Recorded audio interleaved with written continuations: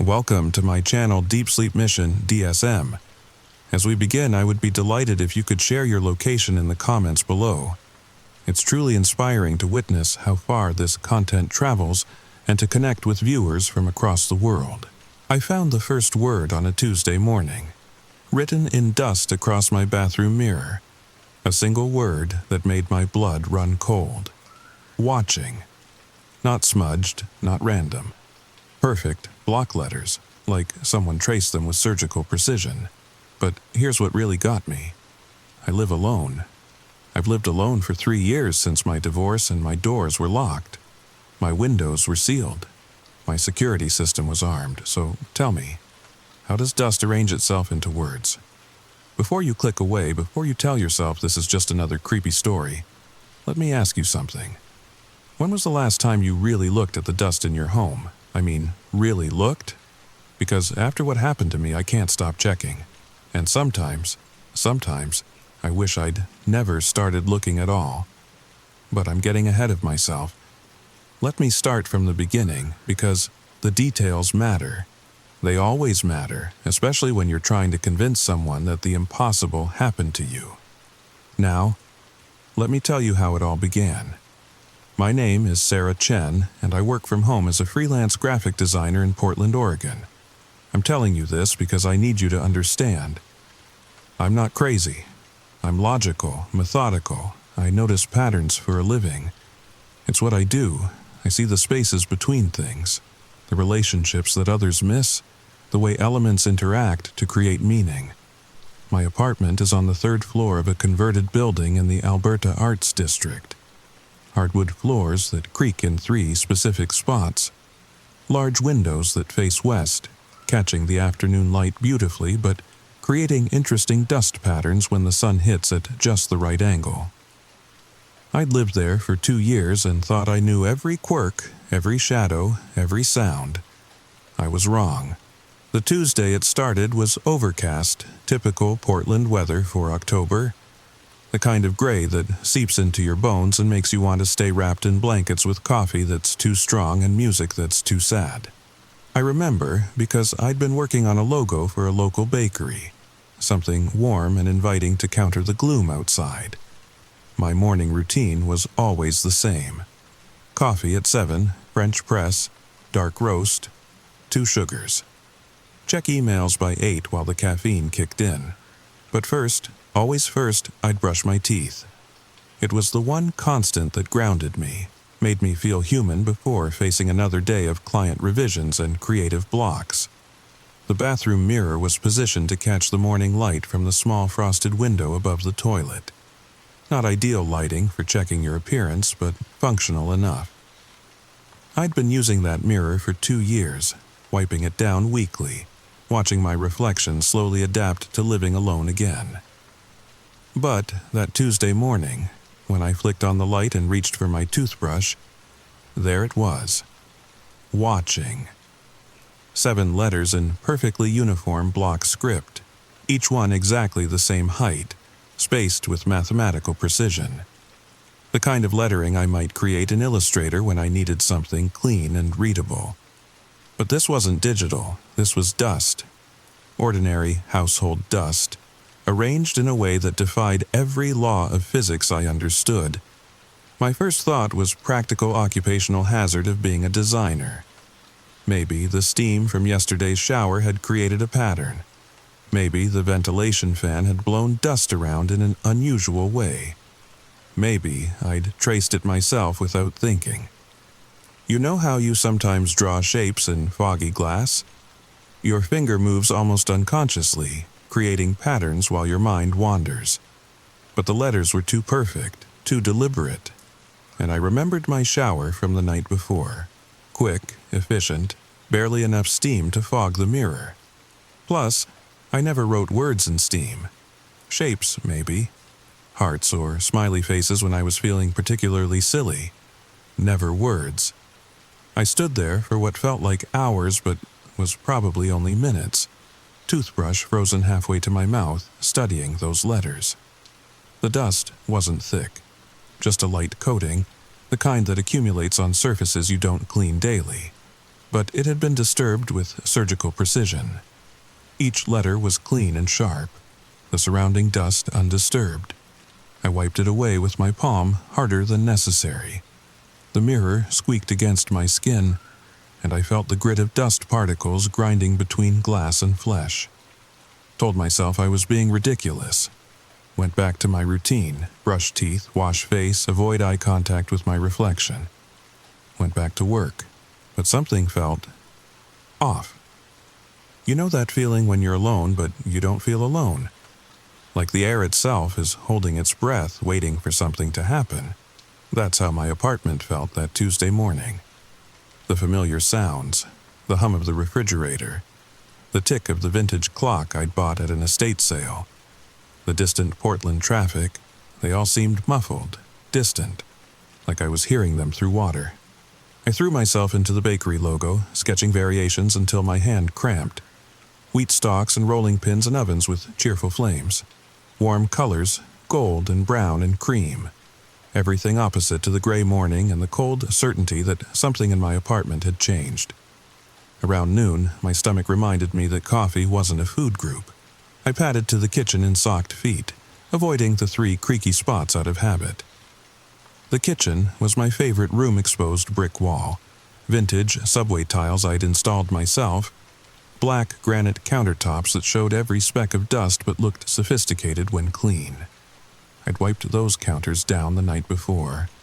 I was sure of it. I always cleaned the kitchen after dinner, a habit left over from my marriage. Mark used to tease me about it, calling me obsessive. But I liked starting each day with clean surfaces, clear space for clear thinking. That's when I saw the second word. On my black granite countertop, in a thin layer of dust I swear wasn't there an hour ago. Hello? 5 letters this time. Same perfect script. Same impossible precision. And definitely, absolutely not there when I'd made coffee that morning. My hands started shaking. Actually shaking, like I was cold or afraid, or both. I dropped my coffee mug, the blue ceramic one my sister had made in pottery class, the one with the slightly lopsided handle that fit my fingers perfectly. Watched it shatter across the tile floor in slow motion, ceramic shards spreading like a constellation of destruction. The sound was so loud in the silence, too loud. It echoed off the brick wall and subway tiles, bouncing back at me from every surface until it felt like the apartment itself was screaming. I grabbed my phone with trembling fingers, started to call. Who? The police? And say what? Help. There's dust in my house. They'd think I was having a breakdown. Maybe I was.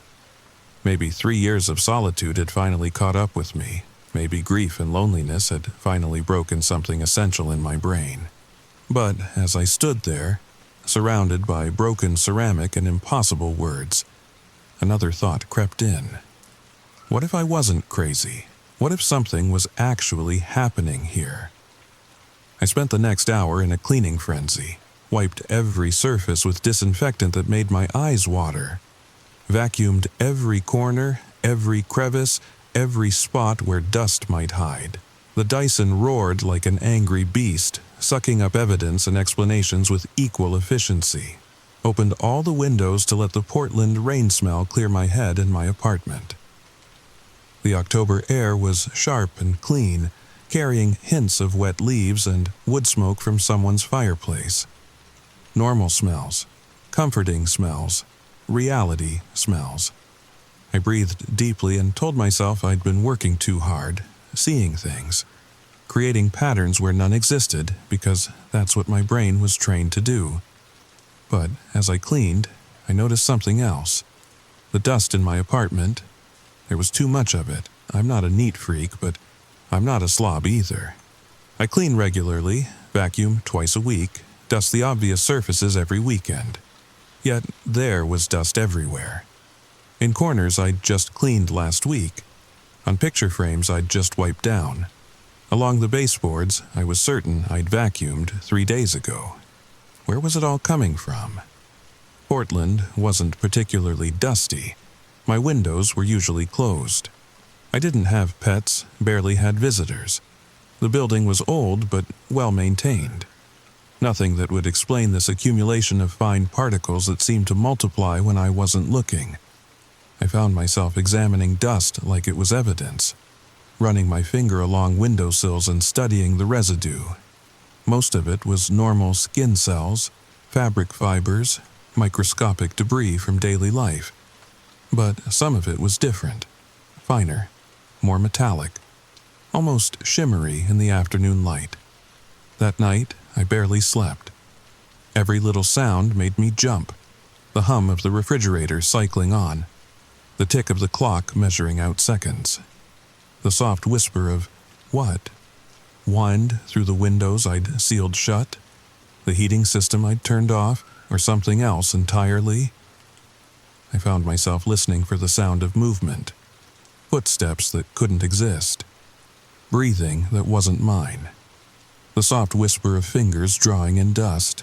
Wednesday morning came gray and drizzly, typical Portland weather that matched my mood perfectly. I made my coffee stronger than usual, added an extra sugar for courage I didn't feel, checked my emails with mechanical precision, responding to client queries and revision requests without really reading them. Tried to pretend everything was normal. Then I opened my laptop. The screen was covered in dust, not unusual. Electronics are dust magnets, and I'd been too distracted yesterday to notice. But as I reached for a cleaning cloth, I saw the pattern. In the thin layer of dust that had somehow accumulated overnight. Sarah. My name. It knew my name. I slammed the laptop shut so hard the kitchen table shook. Stood up so fast my chair fell over with a crash that echoed through the apartment like a gunshot.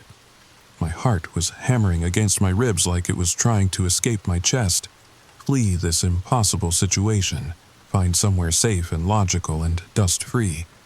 That's when I heard it. Soft. So soft, I almost missed it under the sound of my own panicked breathing. The sound of something moving across a surface like a finger drawing in dust. Deliberate, patient, creating patterns in the microscopic debris of daily life. I turned toward my living room window, the big one that overlooks the street, where I'd watched neighbors walk dogs and delivery trucks navigate potholes, where I'd seen seasons change through glass that suddenly felt transparent in all the wrong ways. And there, appearing letter by letter in the dust on the glass, like invisible hands were writing a message meant just for me. Don't be afraid. I ran, grabbed my keys from the hook by the door, my phone from the counter, didn't even put on shoes.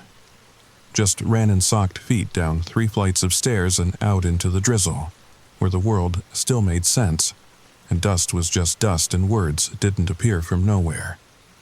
I spent the rest of the day at Powell's Books, surrounded by people and stories and blessed normalcy.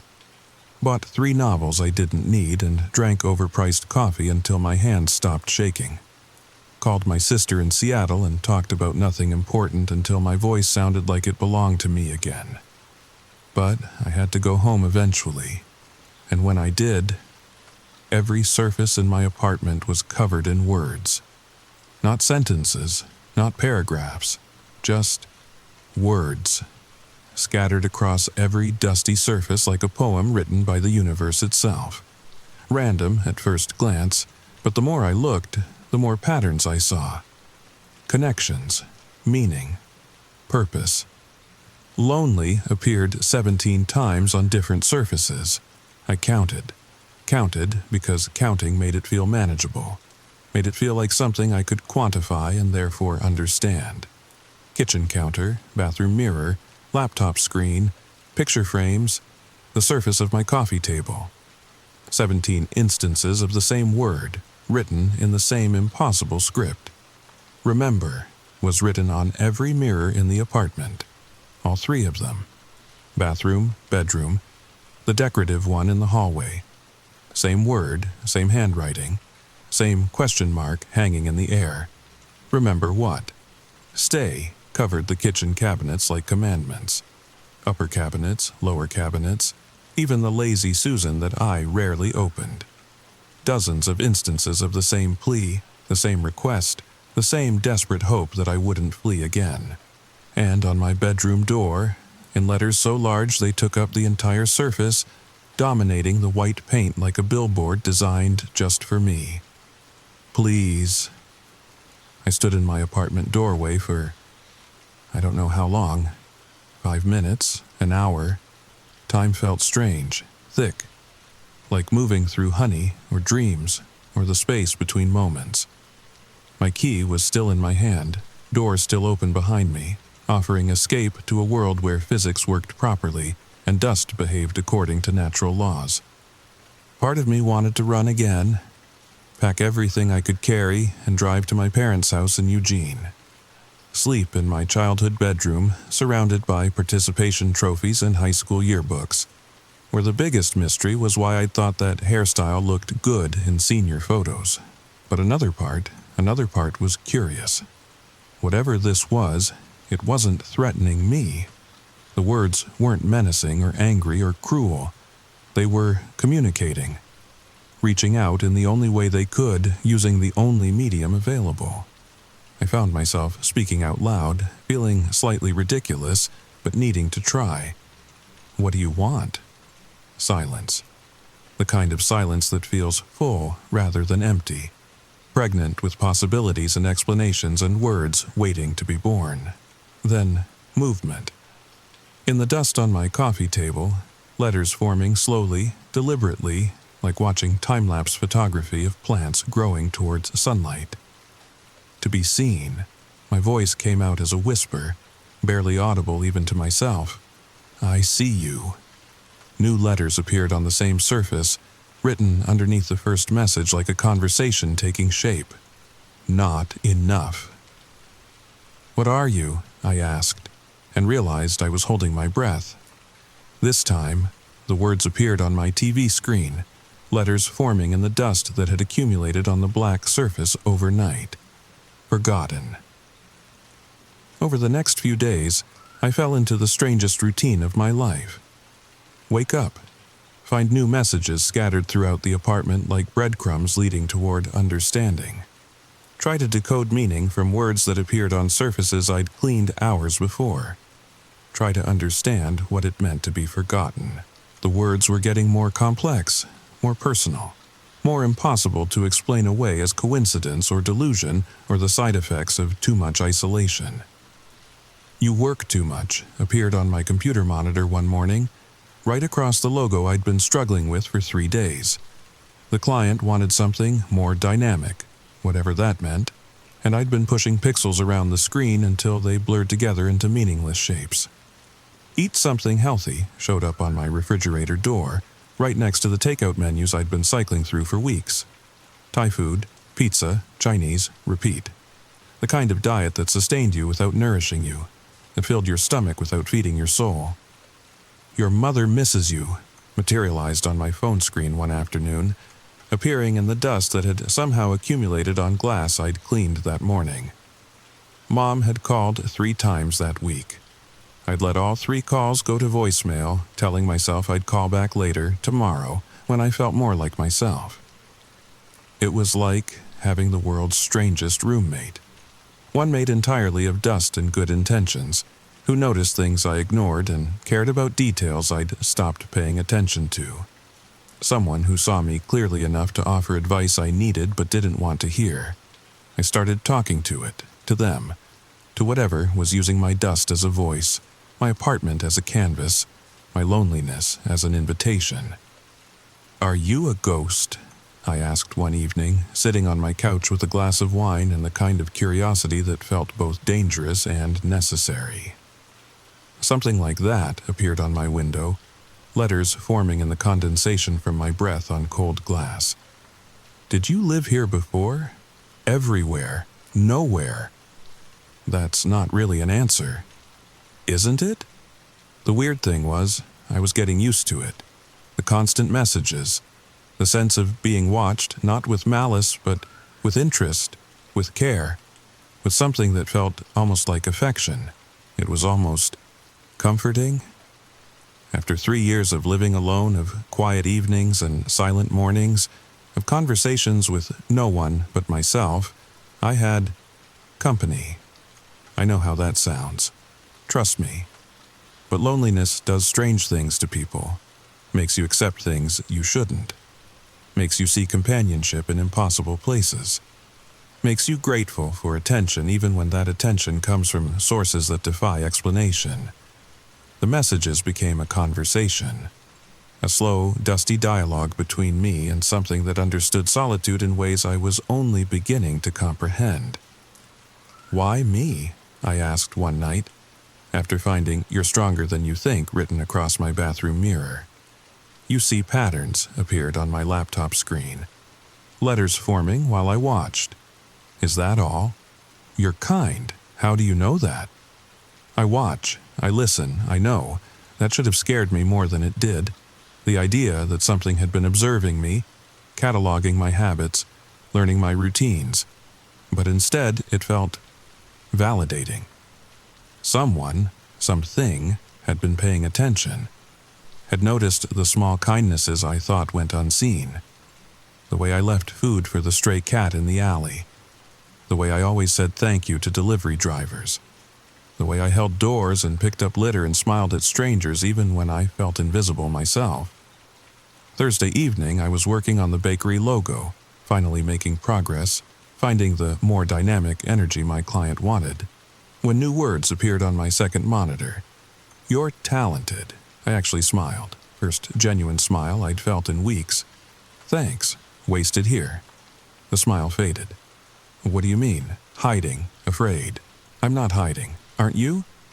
I stared at those words for a long time, because they weren't wrong.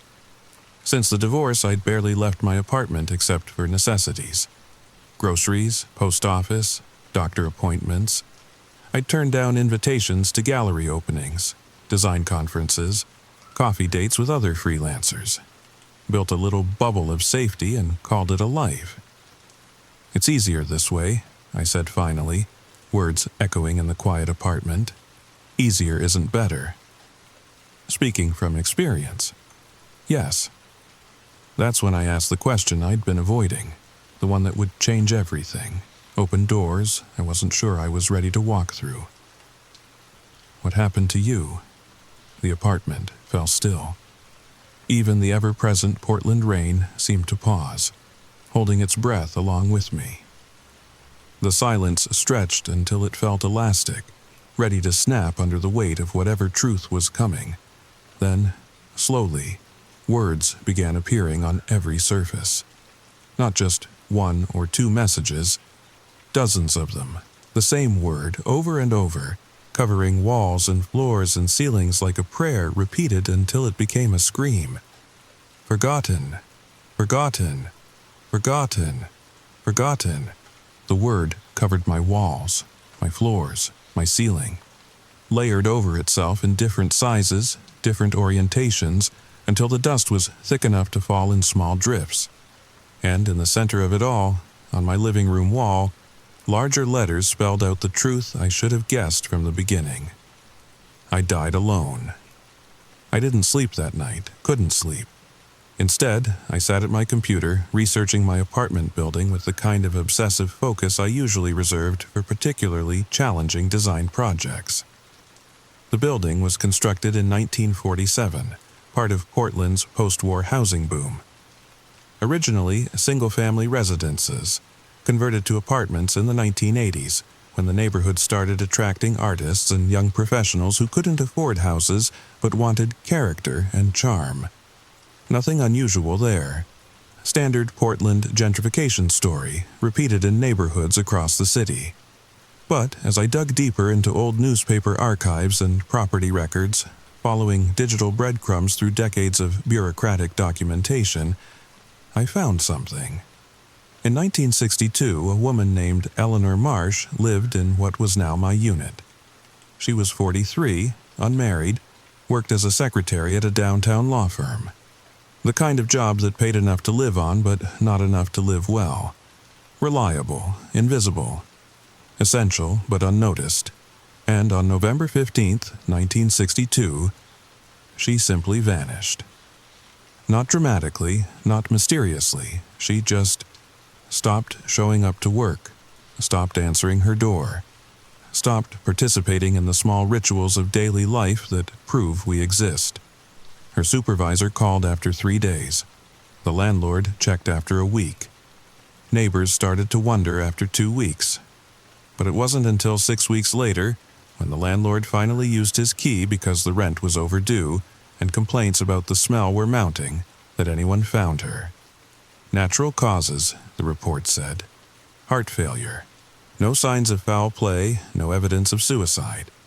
Just a woman who died alone in an apartment that felt too much like mine, discovered only when her absence became an inconvenience for others. 6 weeks. She'd been gone 6 weeks before anyone found her. 6 weeks of being forgotten while the world continued spinning without her. I stared at her photograph in the old newspaper article. Black and white, grainy, but I could see kindness in her eyes, intelligence, a certain wariness that spoke of disappointment and resilience in equal measure. She looked, lonely, but also dignified, like someone who had made peace with solitude even if she hadn't chosen it. Eleanor? I whispered to my empty apartment, the name feeling strange on my tongue. On my computer screen, slowly, carefully, like someone learning to write again after years of silence. Yes. You've been here all this time. Time is different now. Why show yourself to me? You understand. Understand what? Being unseen. I thought about all the days I'd spent alone in this apartment. Working, existing, not really living. How many days could I disappear before anyone noticed? My clients would email eventually, wonder where their revisions were. My mom would call after a week or two, leave increasingly worried voicemails. But would anyone actually come looking? Would anyone think to check? The parallel was uncomfortable. Eleanor and I, separated by decades but united by the particular loneliness of women who had learned to take up less space, who had mastered the art of being present without being noticed. "I'm sorry," I said, and meant it. "I'm sorry you were alone. Not alone now." And that's when everything changed. The dust began to swirl. Not violently, not like a storm or a whirlwind. Gently, like snow in a snow globe, like dandelion seeds on a spring breeze. It gathered in the center of my living room, particles dancing and coalescing, taking shape. Not a human shape. Nothing that defined, just a presence, a form that suggested rather than declared, that hinted at humanity without insisting on it. Translucent and shifting, held together by will and longing and the stubborn refusal to simply fade away. "This is you?" I asked, though I already knew the answer. The shape pulsed slightly, dust motes brightening and dimming like a slow heartbeat. What's left? Does it hurt, being like this? No, just quiet. We stayed like that for hours. Me on my couch, the dust form of Eleanor hovering nearby like a patient ghost, like a friend who had learned to wait, not speaking, just being. Together in a way that felt both impossible and inevitable. It should have been terrifying. Every horror movie I'd ever seen said so. Ghosts were supposed to be frightening, malevolent, dangerous. But Eleanor wasn't any of those things. She was just present. Grateful for acknowledgement, happy to be seen. It was the least alone I'd felt in years. Over the next week, Eleanor and I developed something resembling a normal routine. She'd leave messages each morning while I slept, little encouragements or observations that greeted me like notes from a thoughtful roommate. "Nice shirt" might appear on my closet mirror when I'd chosen something brighter than my usual black and gray palette. "Beautiful sunrise" would materialize on my bedroom window when the Portland gloom lifted enough to let actual sunlight through. "Proud of you" showed up on my computer monitor the day I finally finished the bakery logo and sent it to the client. I'd talk to her while I worked, sharing thoughts I hadn't voiced in months, telling her about my projects, my frustrations with difficult clients, my fears about whether I was wasting my talent on corporate logos when I'd once dreamed of creating art that mattered. She'd respond in dust words, always patient, always kind, never judgmental. A conversation partner who listened without interrupting, who offered wisdom without lecturing, who understood the weight of solitude without trying to fix it. "Why dust?" I asked one day, watching particles swirl and settle on my coffee table. "It's everywhere. Forgotten but present, like me." That's actually kind of beautiful. Found poetry in physics. She had a sense of humor, Eleanor did. Dry as dust, pun absolutely intended. Clever in the way of people who had spent decades observing life rather than participating in it, who had learned to find amusement in small ironies and unexpected connections. We talked about everything. My work, her memories of Portland in the 1960s when the city was smaller and stranger. My divorce, her regrets about paths not taken. My fear of being forgotten, her experience of actually being forgotten. "What was it like?" I asked one evening. When it happened?" "Peaceful, unexpected, one moment there, next moment different." "Were you scared?" "Not of dying, of disappearing." "What's the difference?" "Dying is natural. Disappearing is erasure." I thought about that for a long time. The difference between ending and being forgotten. Between death as transition and death as negation. Eleanor hadn't just died. She'd been erased from the world so completely that decades passed before anyone wondered about her story. Is that why you stayed? Why you didn't move on? Didn't know how? Didn't have reason to? And now I have friend. But as the days passed, I noticed changes. The messages were getting fainter, taking longer to form. The dust shape that was Eleanor seemed thinner, less substantial. Sometimes when she tried to communicate, only fragments of letters would appear, incomplete words that dissolved before I could read them. "What's happening?" I asked one evening, watching her struggle to form a simple hello on my kitchen counter, using too much energy. "To communicate with me? Worth it. Eleanor, no. If this is hurting you, not hurt, just fading. Don't go." The words came out before I could stop them, raw and desperate. "Please, I need you." "No, you don't." "I do. I've been so alone." Were, not are. She was right. In the past 2 weeks, I'd started answering texts from friends I'd been ignoring for months. Made plans for coffee with another freelancer. Even called my mom back and had an actual conversation instead of letting it go to voicemail. Somehow, being seen by Eleanor had reminded me how to be seen by others. Her attention had made me visible to myself again, had reminded me that I existed beyond the confines of my apartment and my solitude.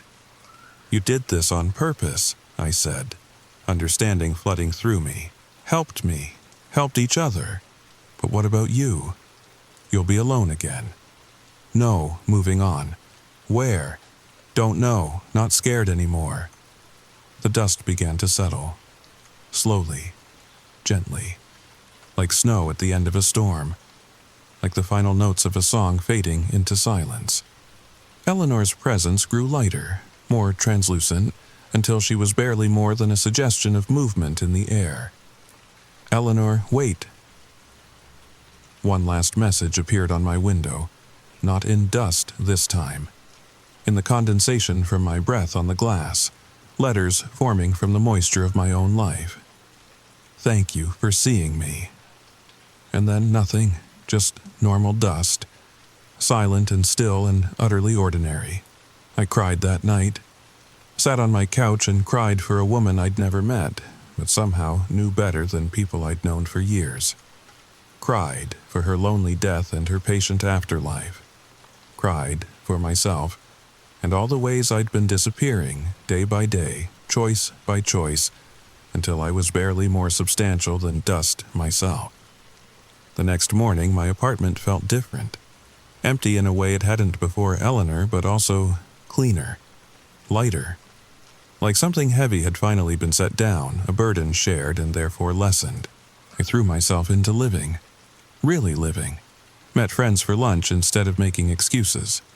joined a hiking group that explored Portland's endless trails, started dating again, cautiously but hopefully, even adopted a cat from the shelter, a dusty gray tabby with knowing eyes that I named Ellie in honor of my ghostly friend. My apartment stayed remarkably dust-free after that. I mean, normal amounts of dust, sure. The inevitable accumulation of skin cells and fabric fibers and microscopic debris that comes with simply existing in the world, but nothing like before. Nothing that formed words or patterns or reminders of other possibilities. Or so I thought. 3 months after Eleanor left, I was cleaning out my bedroom closet, finally tackling the boxes I'd shoved in there after the divorce and never opened. Most of it was junk, stuff I'd packed without thinking because sorting through a shared life was too overwhelming. But at the back, behind winter coats I never wore and shoes that didn't fit, I found something I didn't remember putting there. A small wooden box, old and worn, the kind secretaries might have used to store important papers in an era before digital files. Inside, wrapped in tissue paper that crackled with age. A secretary's handbook from 1962. Professional Standards for Modern Office Workers. The cover declared in earnest typography. Eleanor's name was written carefully on the inside cover in fountain pen ink. Letters formed with the same precision I'd learned to recognize in dust. Under her name, in handwriting so faint I had to squint to read it, someone had added, "For Sarah. Thank you for the conversation." I sat on my bedroom floor, holding that book, and laughed through my tears. Because, of course, Eleanor would find a way to leave a proper goodbye. Of course, she would manage one last gift, one final proof that our friendship had been real. That was 6 months ago. I keep the handbook on my bookshelf now, next to a photo of me actually living my life. Hiking with friends, laughing at a gallery opening, holding Ellie at the adoption event. Proof that I'm here, that I'm seen, that I matter enough to be remembered. But sometimes, just sometimes, when the afternoon light hits just right and I'm feeling particularly contemplative, I'll see something in the dust on my bookshelf. Never full words, just patterns that might be letters if you looked at them right. Might be. Still here? I'll whisper, half joking, half hopeful. And once, just once, I swear I saw a heart drawn in the dust on Eleanor's handbook. Maybe it was my imagination.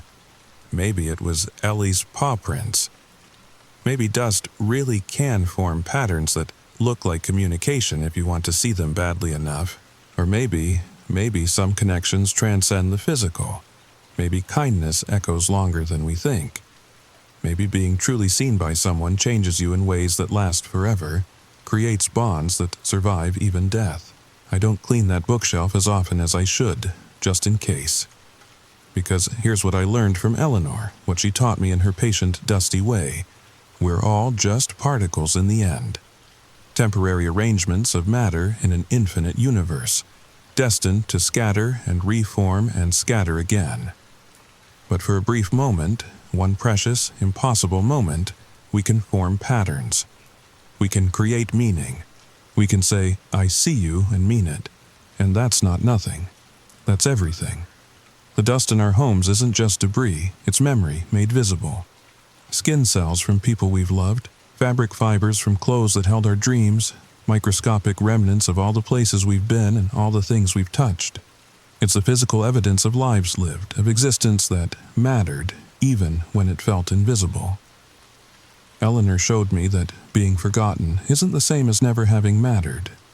Her life had value, her kindness had impact, her story deserved to be told even if no one was listening when she first tried to tell it. She had been someone, funny, intelligent, observant, caring, and death couldn't erase that truth even if life had tried to. She also showed me that I was disappearing long before I died. That isolation was its own kind of death, a slow erasure that happened one declined invitation at a time, one unanswered phone call at a time, one excuse at a time. I had been ghosting my own life, becoming transparent to the world and to myself. But here's the thing about patterns. They can be rearranged. Dust can settle differently. Words can be rewritten. Lives can be lived again, better this time, with more attention to the connections that make us real.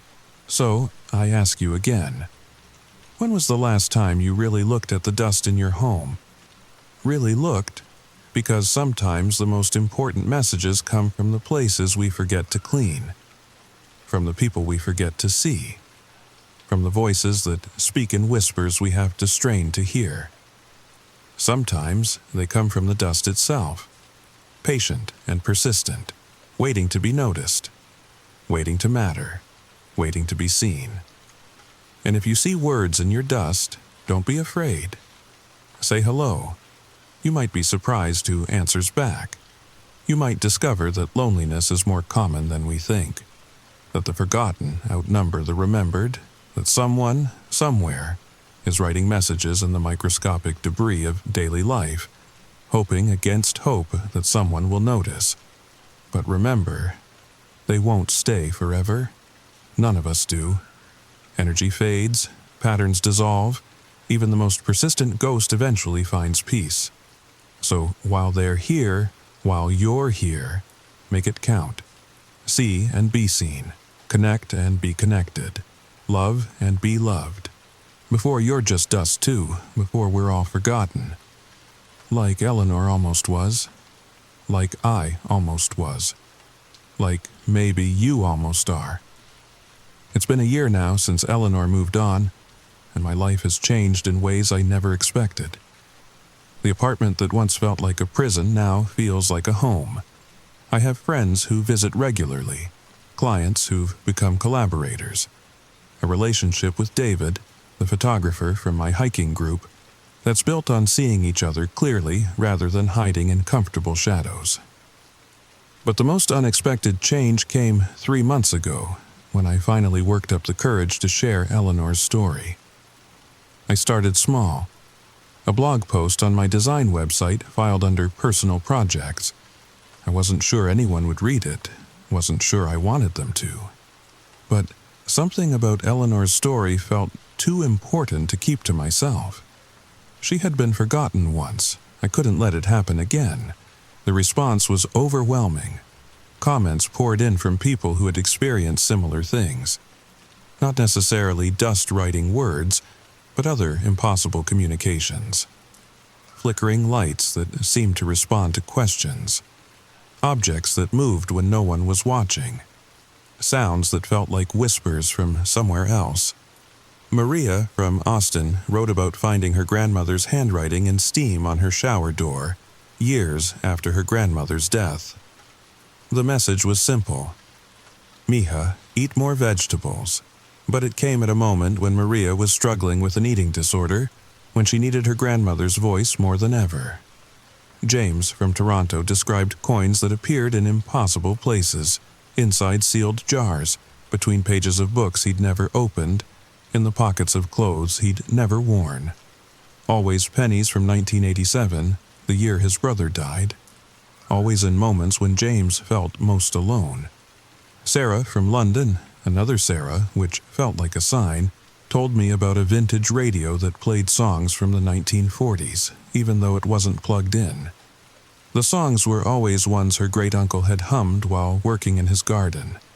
Melodies she'd almost forgotten until they came drifting through static from somewhere beyond. Each story was different, but they all shared common threads. Loneliness, loss, the desperate human need to be seen, to be remembered, to matter. And on the other side, love that persisted beyond death. Connections that refused to be severed by something as simple as stopping breathing. I started a forum, called it Dust and Echoes, a place for people to share their own experiences with impossible communications. It grew faster than I expected, attracting people from around the world who had stories they'd never told anyone. Experiences they dismissed as imagination or wishful thinking. But here's what I learned from their stories. None of us are as alone as we think. The world is full of messages waiting to be received, connections waiting to be made, love waiting to be acknowledged. We just have to be willing to look for it in unlikely places, to listen for it in frequencies we don't usually hear. Dr. Rebecca Martinez, a physicist from UC Berkeley, joined the forum after reading about Eleanor. She's been studying what she calls quantum consciousness, the possibility that consciousness might persist in some form after death, that information might be encoded in ways we don't yet understand. What if, she wrote in one post, consciousness isn't just electrical impulses in the brain? What if it's something more fundamental, something that can interact with matter in ways we haven't discovered yet? Dust particles are incredibly small, incredibly light. They respond to electromagnetic fields, to air currents, to forces we can barely measure. What if consciousness, or the echo of consciousness, could influence those movements? I don't know if she's right. I don't know if there's a scientific explanation for what happened to me, or if some things are meant to remain mysterious. But I know what I experienced was real. I know Eleanor was real. I know the comfort she brought me, the changes she inspired, the love she shared all mattered. And I know I'm not the only one. The forum now has over 15,000 members. People from every continent, every walk of life, every belief system. Scientists and artists, skeptics and believers, people who've had their own impossible experiences and people who just want to understand. We've become a community of the formerly forgotten, the almost disappeared, the people who've learned to see messages in the margins of ordinary life. We remind each other that we matter, that our stories deserve to be told, that being seen is both a gift we can give and a gift we can receive. Last month, I organized the first Dust and Echoes meetup in Portland. 12 people showed up at Powell's Books, the same bookstore where I'd hidden the day I first met Eleanor. We sat in a circle and shared our stories, our experiences, our questions about what lies beyond the veil of ordinary reality. One woman, Gladys, brought a photo of her late husband. She'd been finding his initials traced in the dust on her car windshield every morning for 6 months. Not random scratches, perfect letters drawn with love and persistence. The car was garaged, the garage was locked, but still the letters appeared. "I used to clean them off," she said, voice barely above a whisper. Thought it was disrespectful, somehow, leaving them there. But then I realized he's trying to tell me he's still here, still watching over me. Who am I to erase that? A young man named Marcus shared his story about finding his mother's favorite song lyrics written in the dust on his piano. She'd died when he was 12, and he'd stopped playing music entirely after her death. The lyrics appeared every time he considered selling the piano, always from songs she'd sung to him as a child. "I started playing again," he said, eyes bright with tears. "Started writing my own songs. I think she wanted me to remember that music was how we connected, how we still connect. Story after story, experience after experience. Each one different, each one impossible, each one absolutely real to the person who lived it. We're planning more meetups now, creating a network of people who understand that the boundary between life and death might be more porous than we think, that love might be more persistent than we imagine, that the forgotten might find ways to be remembered if we're willing to pay attention. I've been thinking a lot about dust lately, not just the dust in my apartment, but dust in general. The way it accumulates, the way it moves, the way it carries traces of everything it touches. Did you know that household dust travels around the world? Particles that start in the Sahara Desert end up in Amazon rainforests. Dust from your hometown might be settling on surfaces in Tokyo right now, carrying microscopic pieces of your life to places you'll never see. We're all connected by dust, literally. The skin cells I shed today might become part of the dust in your home tomorrow. The fabric fibers from your favorite shirt might settle on a surface in someone else's apartment next week. We're constantly exchanging particles, constantly sharing pieces of ourselves with strangers we'll never meet. There's something beautiful about that. something hopeful. It means we're all part of the same vast, interconnected system. We're all leaving traces, all contributing to the great mixing bowl of existence. But it also means we're all responsible for each other in ways we don't usually consider. The dust in your home might contain pieces of people who lived and loved and mattered. The particles you brush away might be carrying messages from someone who just wants to be remembered. That's why I keep Eleanor's handbook on my dusty shelf. That's why I don't clean it as often as I should. Because I want to honor the possibility that she's still there, still watching, still finding ways to say hello. Because I want to remember that everyone deserves to be seen, to be remembered, to matter, even after they're gone, especially after they're gone. The dust in my house doesn't form words on surfaces anymore, not usually. But sometimes, when the light hits just right, I'll see patterns that might be letters, might be messages, might be reminders that love persists in ways we don't always understand. And I'll whisper hello, Eleanor, to the empty air. Because even if she's not there, even if it's just dust being dust, the act of remembering matters. The act of seeing matters. The act of acknowledging that someone existed, that someone cared, that someone left traces of themselves in the world, that matters too. Look closer at your dust tonight, really look. And if you see something impossible, something that shouldn't be there but is, maybe leave a comment on the forum. Tell us what words you find. Tell us what messages appear when you least expect them, because I don't think Eleanor was the only one. I think they're everywhere. The forgotten ones, writing messages in dust and hoping someone will notice. Writing love letters in languages we're only beginning to learn. Writing proof that they existed, that they mattered, that death isn't the end of caring. I think they're in your house right now, watching, waiting, writing, and all they want, all any of us want, is someone to see the words we leave behind, someone to read the messages we write in the dust of ordinary days, someone to remember that we were here, that we mattered, that we loved, that we were seen, even if only for a moment, even if only by dust, even if only by someone who understands that the smallest traces can carry the largest truths. Look for the patterns, listen for the whispers, see what wants to be seen, and remember, we're all just dust in the end. But what beautiful, meaningful, love-filled dust we can be. If you have your own Dust and Echoes story, please share it at dustandechos.com. Eleanor's handbook is on display there, along with hundreds of other impossible communications that remind us we're never truly alone. Remember, see and be seen.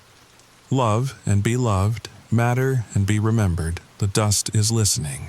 Story number 2. I found a parking meter in downtown Portland that doesn't just take quarters.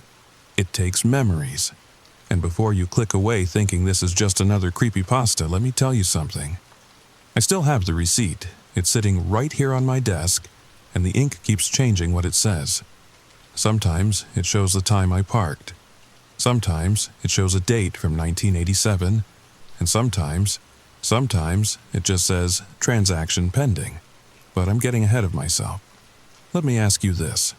What would you trade for the perfect parking spot? Because that's the real question here. And if you're still listening by the end of this story, I need you to do me a favor. I need you to comment below if you've ever seen a parking meter with a slot that's too wide for coins. Because I'm starting to think they're not as rare as I hoped. The story begins now. Tuesday morning hit Portland like it always does. Gray, drizzly, and crowded. I was already 20 minutes late for my job interview at Morrison & Associates, circling block after block in the Pearl District, watching every parking spot fill up the second I got close. My hands were sweating on the steering wheel of my beat-up Honda Civic, and I could feel that particular brand of panic that comes from watching opportunity slip away 1 minute at a time. That's when I saw it. A perfect spot. right in front of the building, empty, not a single car anywhere near it. I should have wondered why. I pulled in so fast my tires squealed, grabbed my portfolio from the passenger seat and jumped out. The rain was picking up, and I didn't have an umbrella. Typical Marcus move. Always prepared for everything except the obvious. I ran to the meter, fumbling for quarters in my pocket, when I stopped. The meter looked wrong. It was older than the others on the street, sure, but that wasn't what made me pause. The coin slot was wider than normal, much wider, like someone had taken a crowbar to it. And below the slot, where the digital display should have been showing the time, there was an old mechanical dial. The kind with actual numbers that flip. But the numbers weren't showing time. They were showing something else. Letters mixed with numbers. Like a code. 2M, 3M, 0R, 13S, = 2H0UR5. I stood there in the rain, staring at it, trying to make sense of what I was seeing. 2 memories equals 2 hours? What kind of meter accepts memories as payment? A car honked behind me. Someone wanted my spot. The interview. I checked my phone. 25 minutes late now. This job could change everything for me. Better pay, better hours, a chance to finally move out of my studio apartment that smelled like the Chinese restaurant downstairs. I looked at the meter again. The message had changed. Insert payment. I dug in my pockets. 3 quarters, 2 dimes, and a button that had fallen off my coat last week. Not even enough for 15 minutes. The car behind me honked again, longer this time. That's when I noticed the second slot. It was lower on the meter, almost hidden by rust and grime. This one was thin, like for paper, like for receipts, tickets. I don't know what made me do it, but I reached for my wallet. Inside, tucked behind my driver's license, was an old photo. Me and my ex-girlfriend, Sarah, at the coast last summer. Back when things were good. Back when I thought we had a future. The rain was soaking through my suit jacket now. The car behind me revved its engine. I slid the photo into the thin slot. The meter made a sound I'll never forget. Not mechanical, not electronic. Organic, like something swallowing. The dial spun wildly, numbers and letters blurring together. And then it stopped. 2 hours credited. Thank you for your transaction. A receipt printed out from a slot I hadn't even noticed. I grabbed it and ran for the building, not looking back. Not seeing the car behind me pull up to the meter. Not seeing the driver get out, look at the slots, and drive away fast. The interview went better than I could have hoped. They loved my portfolio, loved my ideas, even laughed at my nervous jokes. When I got back to my car an hour and 45 minutes later, still high on the possibility of a new life, I found something tucked under my windshield wiper. Another receipt, but not from the meter. It was from a photo development place. Instant Photo Express, the kind that went out of business years ago. The receipt was dated July 15th, 1987. The name on it wasn't mine, but the order description made my blood run cold. 1-1 photo, couple at coast, memory extracted, non-refundable. I looked at the meter. The regular LED display was working now, showing 43 minutes remaining. Normal, completely normal, except for the photo sticking halfway out of the thin slot. Not my photo of Sarah. A different photo. Black and white, much older. I pulled it out with shaking hands. It showed a couple at the coast. Same beach where Sarah and I had gone. Same rock formation in the background. But the couple was different. The woman's hair was big, 80s style. The man had a mustache and was wearing acid-washed jeans. They looked happy. They looked in love. They looked exactly like Sarah and me, just different. Older, from another time. I flipped the photo over. Written in faded blue ink, Tommy and Linda, Cannon Beach, 1987, forever. I sat in my car for a long time, engine off, holding that photo. The rain drummed on the roof. The meter ticked down minute by minute. and I couldn't shake the feeling that I'd just traded away something I couldn't get back. When I finally looked at the receipt the meter had given me earlier, the one I'd shoved in my pocket after feeding it my photo, the text had changed. It no longer showed the time and date. It just said, "First transaction complete. Terms and conditions apply. Side effects may include temporal displacement, memory substitution, and recursive nostalgia. Please insert additional payment for extended services." I looked up at the meter. Someone else was parking now, a woman in a business suit.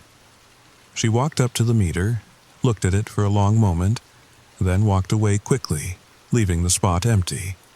Smart woman. Smarter than me. I got the job at Morrison & Associates. Started the next Monday. Decent salary, good benefits, even a small office with a window. Everything I'd wanted. So why couldn't I stop thinking about that meter? Every morning, I'd drive past it on my way to work. Always an empty spot in front of it. Always someone pulling up, getting out, looking at it, and leaving. The smart ones. The ones who listen to their instincts. But I started noticing the other ones too. The desperate ones, like me. I saw a man in a hospital scrubs feed it something that looked like a medical bracelet. He got 4 hours. When he came back, he was crying, holding a different bracelet. One that said Jennifer Morrison, time of death, 3:47 a.m. I saw a teenager slip what looked like a report card into the thin slot. She got 30 minutes. Came back to find her backpack covered in stickers for colleges she'd never heard of. I saw things that made no sense. People feeding at driver's licenses and getting back library cards. People feeding at wedding rings and getting back keys to apartments they'd never lived in. And every time, they'd have that same look I must have had. Confused, scared, but unable to stop coming back. Because that was the thing about the meter.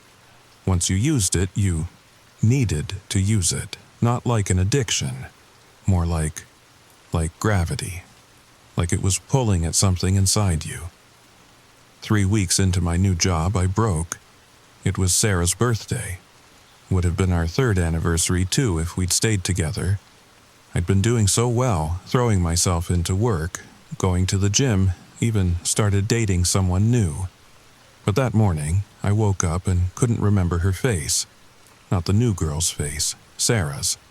I could remember everything else, her laugh that started as a giggle and turned into a snort, the way she ate pizza, picking off all the toppings first. How she couldn't sleep without the fan on, even in winter, but her face, just a blur. I drove to the meter at lunch, fed it my Morrison & Associates keycard. 1 hour credited, memory restoration in progress. The receipt it gave me was warm. Actually, warm. Like it had just been printed, but also like it was alive. I sat in my car and waited. 15 minutes in, I remembered her eyes. Green with little flecks of gold. 30 minutes in, I remembered her smile. Crooked, with one tooth slightly overlapping another.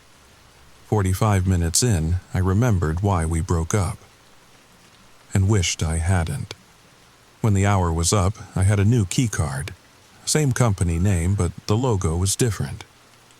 Older. I walked back to my building, and the security guard, Tom, who I'd been chatting with every morning for 3 weeks, looked at me like he'd never seen me before. "Can I help you?" he asked. My keycard didn't work. My office was a supply closet. No one at Morrison & Associates had ever heard of me. But I remembered Sarah's face, every detail, including the bruise under her eye from no, that wasn't right. We broke up because she moved for work, didn't we? The receipt in my pocket had changed again. Memory restoration complete. Accuracy not guaranteed. Timeline reconciliation may result in displacement. Thank you for using Kronos Park services. I spent the rest of the day in my car, parked in front of that meter, watching people use it, trying to understand the rules. Trying to figure out what I'd traded and what I'd gotten back. That's when I met Walter. He pulled up in a van that had seen better decades, not just years. shuffled up to the meter with a shoebox under his arm.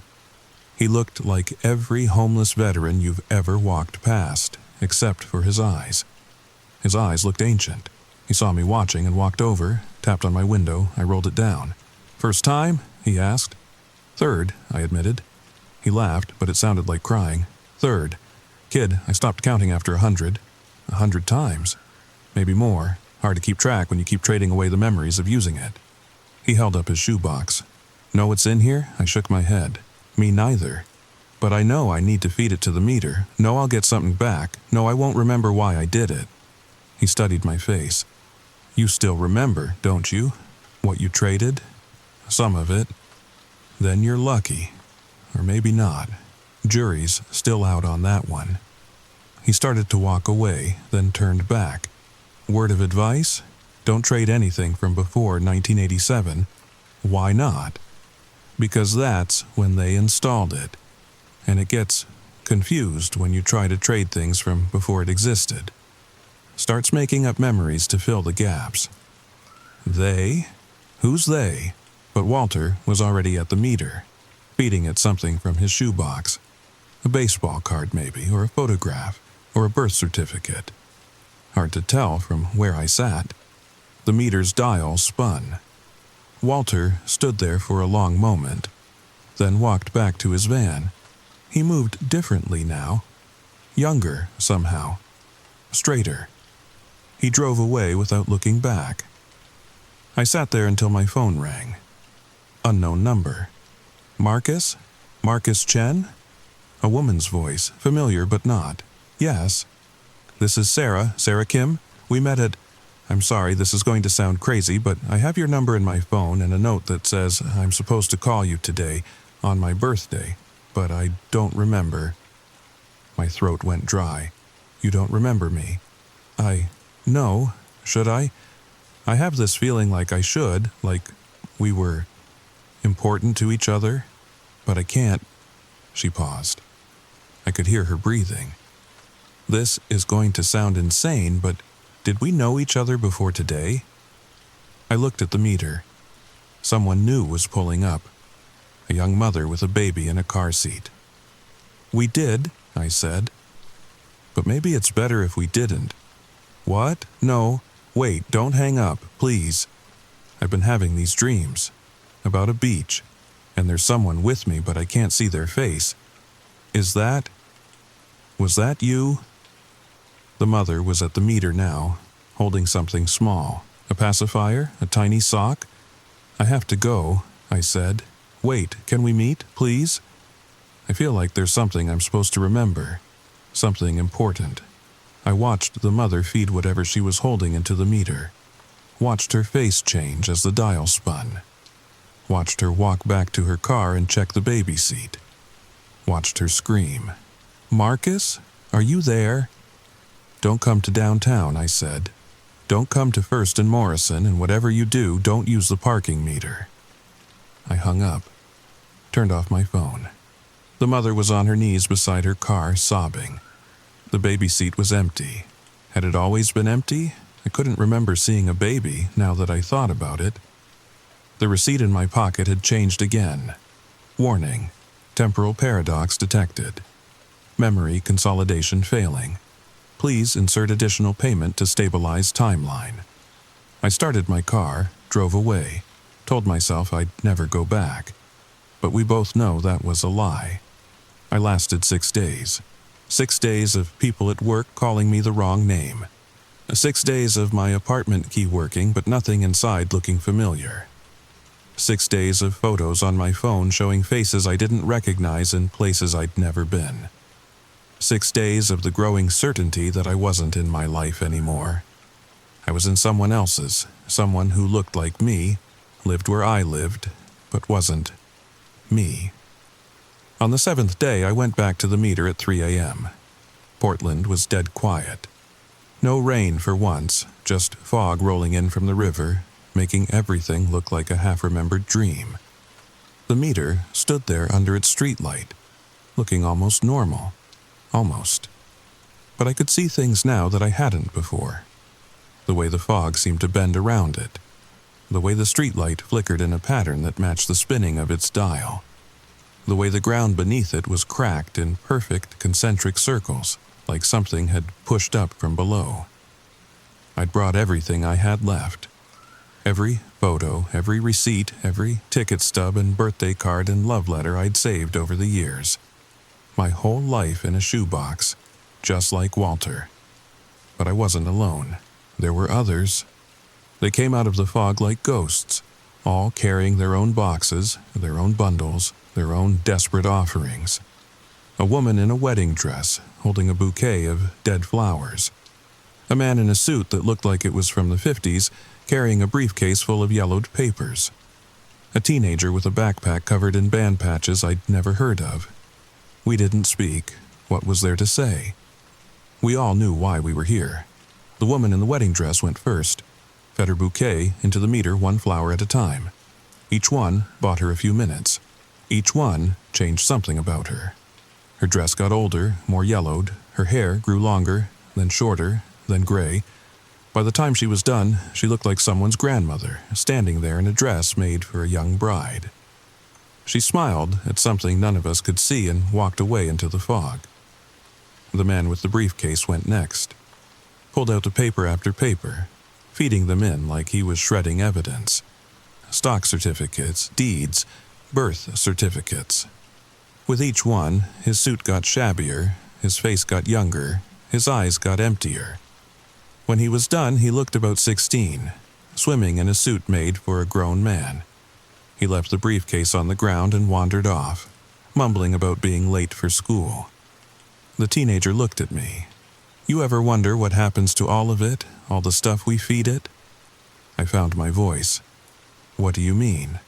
The memories, the objects, the us, where does it all go? Before I could answer, she was at the meter, emptying her backpack. Concert tickets, photo booth strips, handwritten notes folded into tiny squares. Teen treasures that seemed worthless until you realized they were all she had left of whoever she used to be. The meter ate them all, gave her back time, and with each transaction she changed, got older, more confident, more tired. By the end, she looked like a completely different person, someone who'd never been a teenager at all. She picked up the man's abandoned briefcase and walked away like she'd owned it all her life. My turn. I stood at the meter with my shoebox, hands shaking. Up close, I could hear it breathing, actually breathing. A slow mechanical wheeze that matched the fog rolling in and out. I started with the easy things. Movie tickets from dates I couldn't remember. Business cards from jobs I wasn't sure I'd had. Receipts from restaurants in cities I'd never visited. Each one bought me time. Each one took something away. But I wasn't watching the dial anymore. I was watching the slot, watching where everything went. And that's when I saw it. Just for a second. Just as I fed it an old birthday card. There was something behind the slot. Something moving. Something that looked like... No, that was impossible. I fed it another card. Watched closer this time. Eyes. There were eyes behind the slot. Human eyes, watching me, pleading. I jerked back, dropped my shoebox. Photos scattered across the wet pavement. As I scrambled to pick them up, I heard something that made my blood freeze. A voice, coming from inside the meter. Please. Barely a whisper. Barely human. But definitely there. I looked around. The street was empty now. Just me and the meter in the fog. Even the streetlight seemed dimmer, like it was afraid to shine too bright. Please, no more. I stood up slowly, moved closer to the meter, put my ear against the cold metal. Who are you? I don't remember. The dial spun without anyone touching it. Numbers and letters flying past too fast to read, and in that blur, I saw something that made me stagger back. My name. Over and over. Marcus Chen Marcus, Chen Marcus Chen, mixed with other names. Tommy, Linda Jennifer, Walter Sarah. Hundreds of names. Thousands. All the people who'd used the meter. All the people who'd traded away pieces of themselves. All the people who were trapped inside. "We're the payment," the voice whispered. "We're what it runs on." I stumbled back, fell onto the wet street. The photos from my shoebox scattered again, but now they were different. They all showed the same thing. The meter. Every single photo, no matter what it had been before, now showed the meter. From different angles, different decades, but always the same meter. And in each photo, if you looked close enough, you could see faces in the reflection of its metal surface. Trapped faces. Screaming faces. My face. I ran, left everything there. Ran until my lungs burned and my legs gave out. Ran until I couldn't remember why I was running. When I finally stopped, I was in a part of Portland I didn't recognize. My phone was dead. My wallet was empty except for a single receipt, not from the meter, from a hardware store. 1-1, Sledgehammer, paid in full. I looked at my hands. They were holding car keys I didn't recognize. Keys to a van, an old van that had seen better decades. Walter's van. I sat in Walter's van for hours trying to piece together what was happening.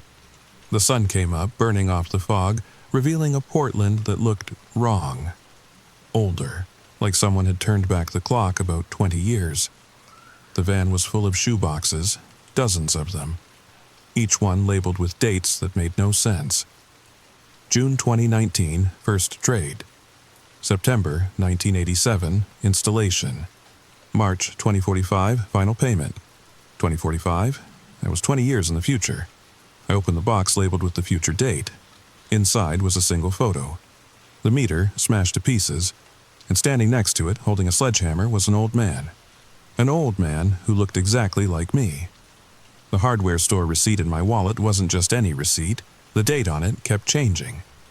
Sometimes it showed yesterday. Sometimes it showed 1987.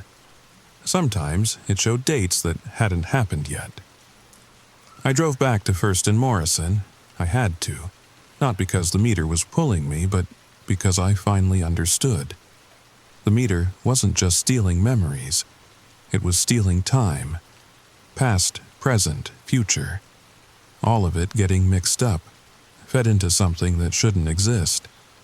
And we were all trapped in the loop, using it, feeding it, becoming it. The meter was still there. Of course it was. It would always be there. Had always been there. Would always have been there.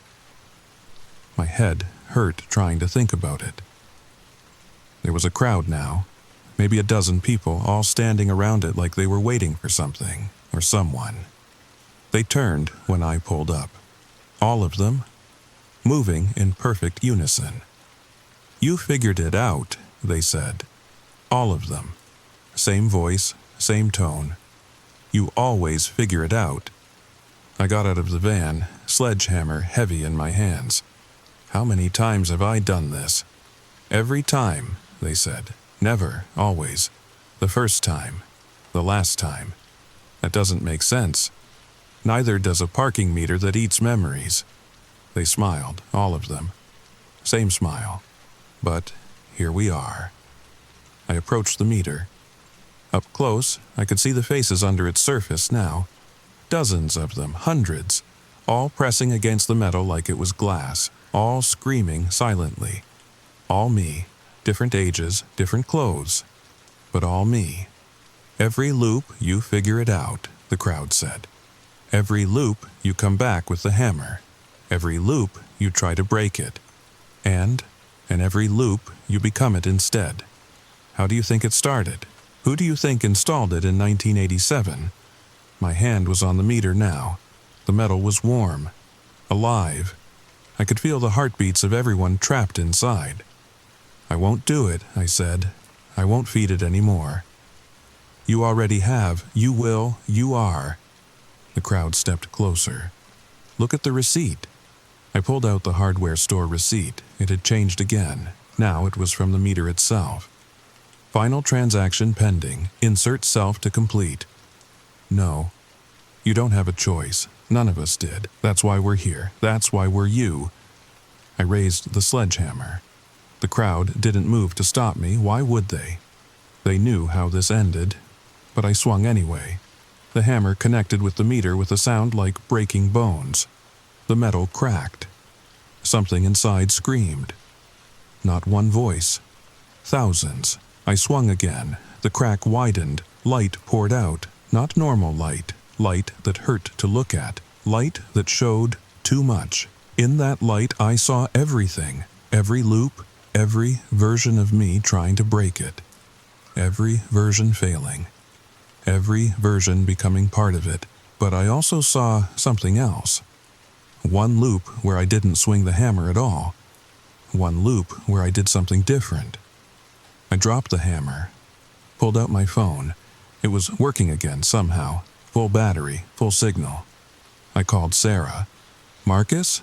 She sounded confused. I had the strangest dream about a parking meter. "Don't come downtown," I said. "Ever. Promise me." Okay, but why are you... I hung up, called my mom, my brother, everyone I could think of. Told them all the same thing. Stay away from First and Morrison, stay away from the meter. The crowd was silent now, watching, waiting. I picked up the hammer again, but this time I didn't swing at the meter. I swung at the ground beneath it, at the cracks in perfect circles, at whatever was underneath, pushing up. The pavement shattered, and beneath it, nothing. Just a hole, deep and dark and empty. The meter started to tilt. The crowd rushed forward, but it was too late. The meter fell into the hole with a sound like every clock in the world stopping at once.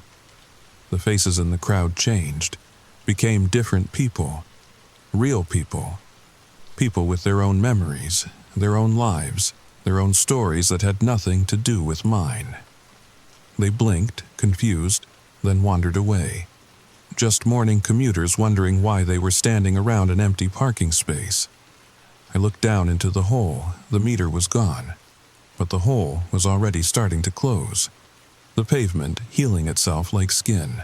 In my pocket, the receipt had changed one last time. "Service discontinued. Thank you for your patronage. See you yesterday." I got back in the van, drove away, and for the first time in however long it had been, I remembered everything. My real life, my real job, my real apartment. Morrison and Associates had never heard of me because I'd never had an interview there. I'd been unemployed for months. Sarah and I had broken up because we'd grown apart. Nothing dramatic, nothing violent. Just two people who weren't meant to be. But that was okay. That was real. That was mine. I kept the sledgehammer, just in case. Because here's the thing about Portland, it's got a lot of parking meters. And sometimes, when I'm driving around looking for a spot, I see one that looks a little different. A little older, a little wrong. I always keep driving, but I wonder about the other cities, other meters, other people who might not know to keep driving. That's why I'm telling you this story. That's why I need you to share it. Comment if you've seen one. Warn others. Because the receipt was wrong about one thing. It wasn't discontinued, it just moved. And if you're ever desperate for a parking spot, if you ever see a meter that wants more than coins, if you ever think, what's the harm in trading just one small memory? Remember my story. Remember what's inside. Remember that some prices are too high to pay, even for free parking. Look, I know this sounds crazy. I know you probably think I made it all up. But check your receipts, check your old photos. Check for the things that don't quite match what you remember. And if you find a receipt that changes when you're not looking at it, you might already be in the loop. The van's GPS just turned on by itself. It's showing me a route to a parking meter in Seattle, one that was just installed last week, one that's already causing problems. I've got a full tank and a sledgehammer. Wish me luck. And whatever you do, don't feed the meters anything but coins. Some hungers should never be fed. Story ends. If you made it this far, check your pockets. Check your receipts. And please, share this story. Someone out there needs to hear it before it's too late. Comment below if you've noticed any parking meters in your city that seem different. Together, maybe we can map them. Together, maybe we can stop them before we all forget who we really are. Story number 3. Listen, I need to tell you something that happened last October. Something that still makes my hands shake when I think about it. You know how birthday parties are supposed to be happy occasions? Well, this one wasn't, not at all. Before I continue, if you're listening to this alone in the dark, maybe turn on a light. And if you enjoy stories that make your spine tingle, hit that subscribe button. Because what I'm about to tell you, it's all true, every single word. Now, let me take you back to that night. The story begins now. The invitation arrived on a Tuesday. I remember because I'd just gotten home from my shift at the hospital, exhausted, ready to collapse into bed. But there it was, wedged under my apartment door, not mailed, not handed to me, just there. The paper felt expensive, thick, with gold lettering that seemed to shimmer in the hallway light. You're invited to celebrate Sarah Chen's 30th birthday, it read. October 13th, 8 p.m. The Whitmore Estate, Beacon Hill. Sarah Chen. My college roommate, my best friend, or at least she used to be. We hadn't spoken in 3 years, not since things got complicated. You know how friendships sometimes just fade? One day you're inseparable, the next you're strangers who know each other's secrets. I turned the invitation over. On the back, in Sarah's handwriting, just 4 words. Please come. I'm sorry. My throat tightened. Sarah never apologized. Never. In all the years I'd known her, she'd rather eat glass than admit she was wrong. So this was different. I should have thrown it away, should have forgotten about it. But something pulled at me. Maybe it was curiosity. Maybe it was the memory of what we used to have. Or maybe, and this is what scares me most, maybe it was something else entirely. The Whitmore Estate. I'd heard of it. Everyone in Boston had. One of those old colonial mansions that survived the centuries. Tucked away behind iron gates and overgrown hedges. The kind of place that had stories. Dark ones. I texted my friend Marcus. Hey, did you get an invitation from Sarah? 3 dots appeared, disappeared, appeared again. Finally. Yeah, weird, right? Haven't heard from her in forever. You going? Another long pause. I don't know. You? I stared at my reflection in my phone screen. Tired eyes stared back. I think so. Cool, we can go together. Safety in numbers and all that. Safety in numbers. Funny how he said that. Like he felt it too. That strange pull, that whisper of something not quite right. The days leading up to the party were odd. I kept having dreams about Sarah.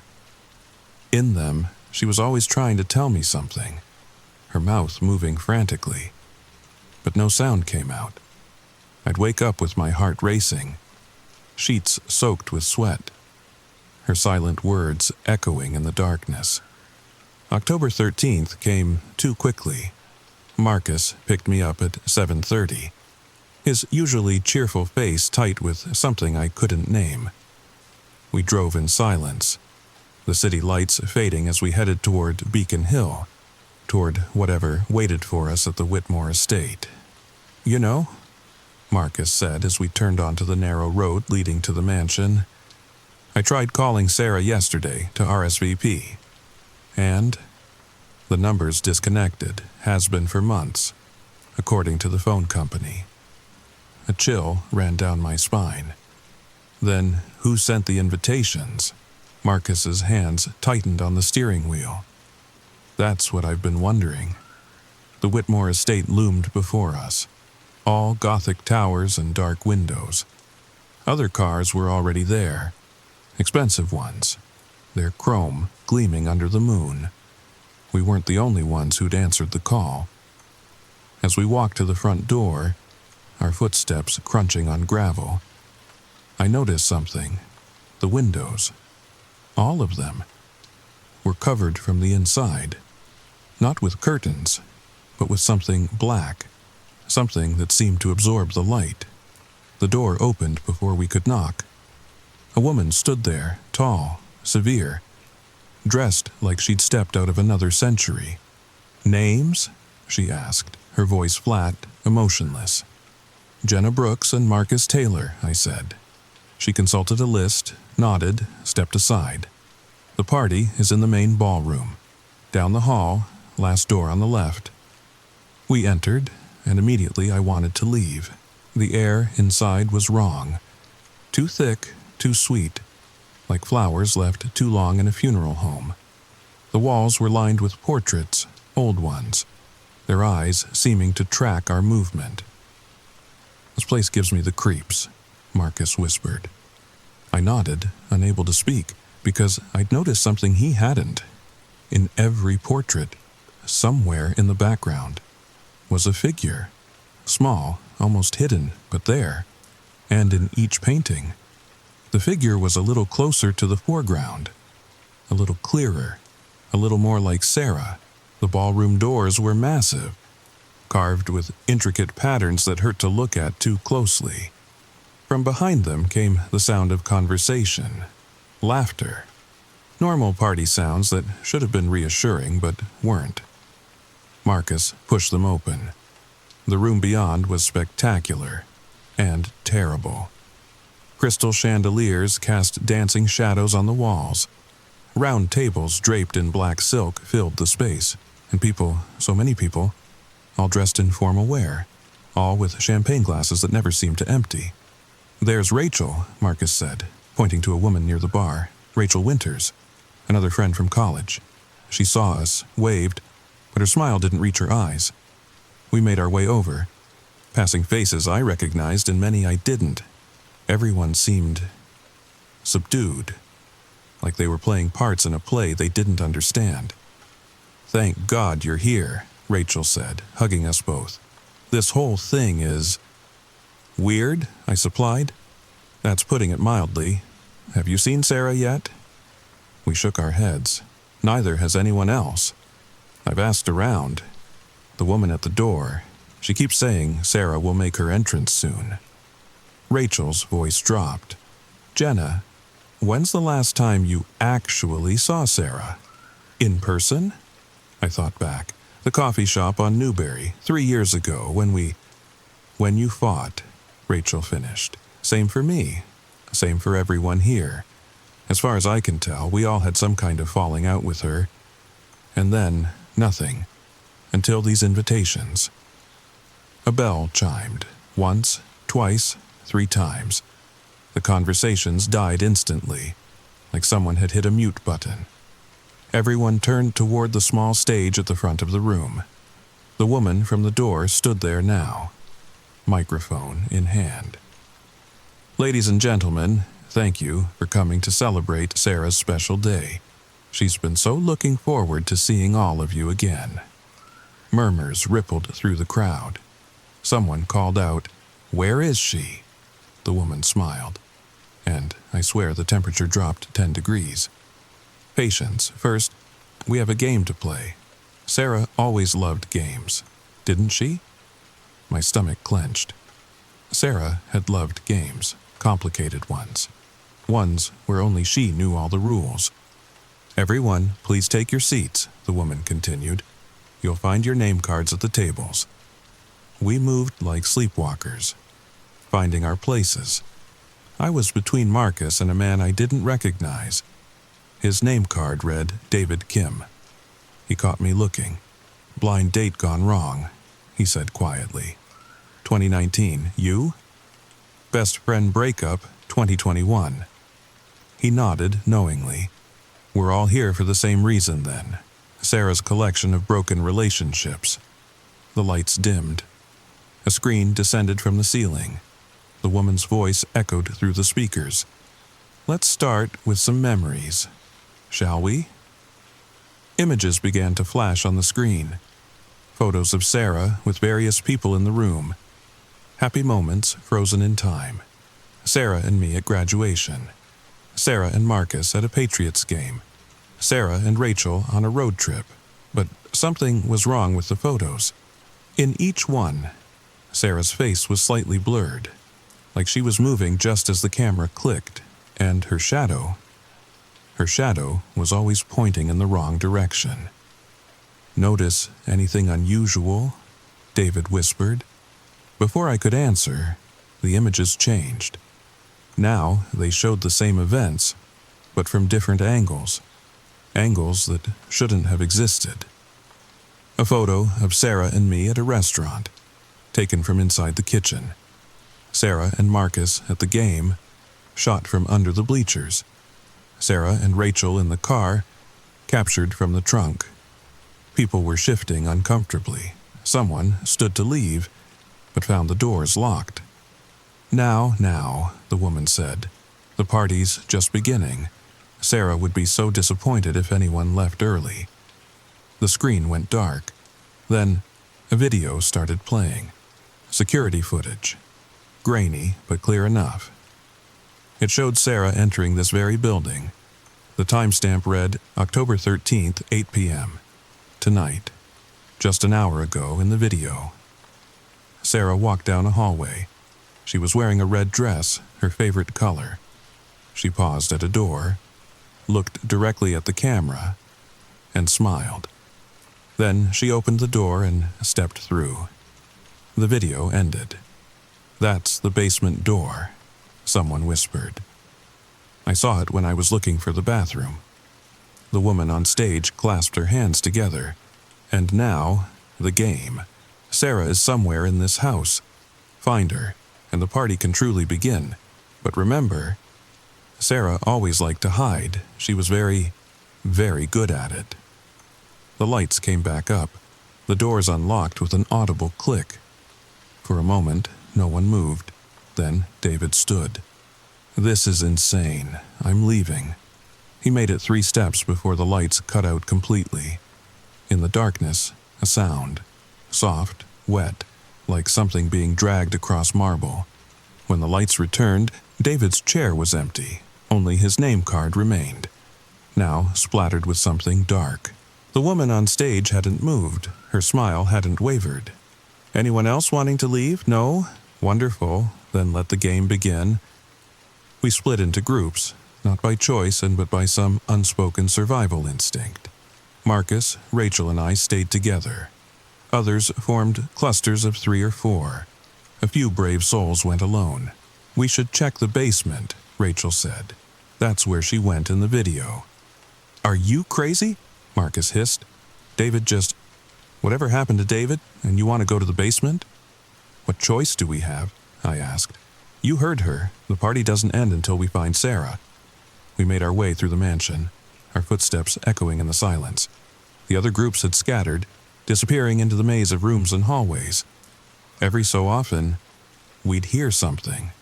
A door slamming, footsteps running. Once, a scream cut short. The basement door was exactly where the video had shown it. Heavy wood, painted black, with symbols carved around the frame. They looked old. Older than the house itself. "I don't like this," Marcus said. "Neither do I admitted. But I reached for the handle. It was ice cold, so cold it burned. The door swung open silently, revealing stairs that descended into darkness. We used our phones as flashlights. The stairs seemed to go on forever, spiraling down and down. The walls were stone here, sweating with moisture. Our breath came out in visible puffs. "How deep does this go?" Rachel whispered, as if in answer. We reached the bottom. A corridor stretched before us, lined with doors. Dozens of them, all identical, all closed. "She could be behind any of them," Marcus said. "Or all of them," I added, though I didn't know why I said it. We tried the first door, locked. The second, also locked. The third opened, revealing a room that shouldn't have existed. It was Sarah's dorm room, exactly as it had been in college. Every detail perfect, from the band posters on the walls to the textbooks on her desk. "This is impossible," Rachel breathed. But I was looking at something else. On the desk was a journal. Sarah's journal. I recognized it. The one she'd never let anyone read. It was open to an entry dated 3 years ago. The day of our fight. "They'll understand someday," it read, "when I show them what I've become. What I've always been. The birthday party will make everything clear. They'll come. They always come when called. And then we'll be together forever, all of us, just like I planned." "Guys," Marcus said urgently, "look at this." He was by the closet, door ajar. Inside, hanging neatly, were clothes. Our clothes. Things we'd lost or thrown away years ago. My favorite sweater from senior year. Marcus's lucky baseball cap. Rachel's leather jacket. "She's been collecting," Rachel said, her voice shaking. "All this time, she's been collecting pieces of us." A sound from the corridor made us freeze. Footsteps. Slow, deliberate, coming closer. We pressed against the wall, hardly daring to breathe. The footsteps paused outside our door. The handle turned. Sarah stood in the doorway. But it wasn't Sarah, not really. It was something wearing Sarah's face, Sarah's body, but wrong. Her smile was too wide. Her eyes reflected light like an animal's. And her shadow, she had no shadow at all. "Found you," she said. And her voice was Sarah's, but wasn't. Like multiple people speaking in unison. "I've been waiting so long for this reunion." "Sarah," I managed. What happened to you?" She tilted her head, bird-like. "I became what I was meant to be. What the house showed me I could be. Don't you want to join me? We can be together forever, just like we always said we would." "You're not Sarah," Marcus said. "Oh, but I am. I'm more Sarah than I ever was before. I'm every Sarah that ever was or ever could be. And soon, you'll understand. The party's not over yet." She stepped into the room. As she did, the walls began to shift. The dorm room melted away, revealing something else. A space that hurt to perceive, walls that weren't walls. Angles that didn't exist in normal geometry. "Run," I whispered. We bolted past her, or tried to, but the corridor had changed. Where there had been dozens of doors, now there was only one. And beyond it, the sound of party music, happy voices, laughter. "The ballroom," Rachel said. "We're back at the ballroom." But when we entered, it wasn't the same room. Oh, it looked the same. Same tables, same decorations, but the people. Everyone who'd come to the party was there, including David. They stood in a circle, holding hands, swaying to music only they could hear. Their eyes were closed, their faces serene, and their shadows. They all cast the same shadow. Sarah's shadow. "Welcome to the real party," Sarah said from behind us. "The one that never ends. I wish I could tell you we escaped, that we fought back, that we found some way to break whatever hold she had on the others. But that's not what happened. What happened was worse." Sarah walked to the center of the circle. The others parted for her, their movements synchronized, puppet-like. She turned to face us, and for a moment, just a moment, I saw the real Sarah, scared, trapped, pleading. "Help me," she mouthed. Then the thing wearing her face took control again. "You want to know what happened?" it said. "You want to know why I called you all here? It's simple, really. 3 years ago, I found something in this house. Or rather, it found me." The lights dimmed on the walls. Shadows began to move independently of their casters. They showed scenes. Sarah, the real Sarah, exploring the mansion. Finding a room that shouldn't exist, touching something she shouldn't have touched. "It was lonely," the Sarah thing continued. "So lonely. Trapped here for centuries. Feeding on the echoes of lives lived within these walls. But echoes aren't enough. It needed more. It needed permanence." I understood then, The fight we'd had, the way Sarah had changed in those final months. It hadn't been her, it had been this thing slowly taking over, driving away everyone who might have noticed. But you can't take someone completely, the thing said. Without their consent, Sarah wouldn't give hers, strong-willed to the end. So I had to get creative. I had to use what she wanted most. Us, Rachel whispered. She wanted us back. Bingo, she wanted her friends back. Wanted to fix what was broken, so I promised her. If she let me in completely, I'd bring you all together again. Forever. The circle of people began to move, rotating slowly, their feet not quite touching the ground. Their shadows danced wildly on the walls, forming shapes that weren't human.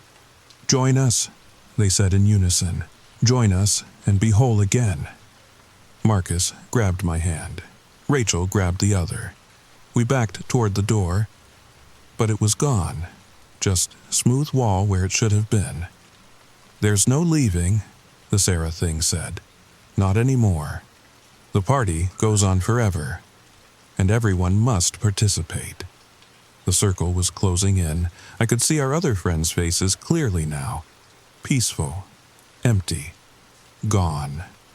"Sarah," I called out desperately, "I know you're in there. I know you can hear me. Remember your 21st birthday, when we stayed up all night on the roof of our dorm. You said you were afraid of disappearing, of becoming nothing. This isn't you not disappearing, this is worse." The Sarah thing faltered, just for a second. But in that second, I saw her again, the real her, fighting. "The journal," she whispered, her voice barely audible. "Burn the journal." Then she was gone again, subsumed by the thing wearing her skin. But I'd heard enough, the journal still in my pocket where I'd shoved it. "Marcus," I hissed, "lighter. Now." Bless him. He didn't question, just handed me his Zippo. I pulled out the journal, flicked the lighter. "No!" The Sarah thing lunged, but too late.